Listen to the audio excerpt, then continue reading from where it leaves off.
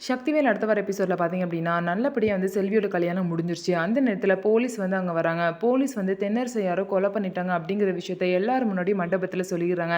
இதை கேட்டு எல்லாரும் ரொம்பவே ஷாக் ஆகிடுறாங்க. தென்னரசோட அம்மா பார்த்தீங்கன்னா இப்படிலாம் நடக்காது, என் மகனுக்கு ஒன்றும் இல்லை அப்படின்னு சொல்லிட்டு அவங்க ரொம்பவே வந்து கத்தி துடிச்சு போகிறாங்க.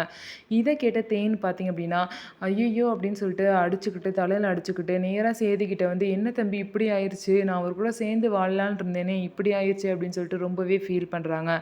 இன்னொரு சைடு பார்த்தீங்க அப்படின்னா, என்ன நடக்க போகுது அப்படின்னு சொல்லிட்டு, எப்படி வந்து தென்னரசு வந்து கொலை பண்ணியிருப்பாங்க, யார் பண்ணியிருப்பாங்கன்னு சொல்லிட்டு எல்லாமே ஒரு கன்ஃப்யூஷன்ல இருக்காங்க. ஆனா உண்மையிலே கொலை பண்ணது வந்து செல்வி தான்.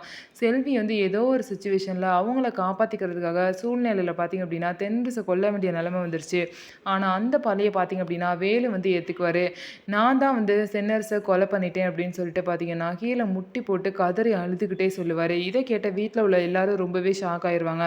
என்னதான் வந்து தென்னரசு வந்து கெட்டவனா இருந்தாலும் பார்த்தீங்க அப்படின்னா, இவர் வந்து கொலை பண்ணியிருக்கேன் அப்படின்னு சொல்லிட்டு கொலைப்பழிய வந்து வேலு ஏத்துக்கிறனால கண்டிப்பா ஜெயிலுக்கு போயிருவாரு. இதனால சக்தி என்ன ஆக போறாங்க? சக்தியோட வாழ்க்கை கண்டிப்பா பாதிக்கப்படும்.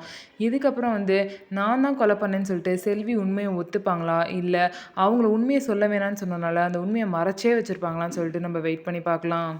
தப்பே செய்யாம வேலு வந்து தண்டனை அனுபவிக்க போறாரா? இல்ல அதுலேருந்து தப்பிக்க போறாரா? அப்படிங்கிறதையும் நம்ம பார்க்கலாம். நம்ம வீடியோ உங்களுக்கு பிடிச்சிருந்தா நம்ம வீடியோவ லைக் பண்ணிக்கோங்க. மறக்காம நம்மளோட சேனல சப்ஸ்கிரைப் பண்ணிட்டு பாருங்க.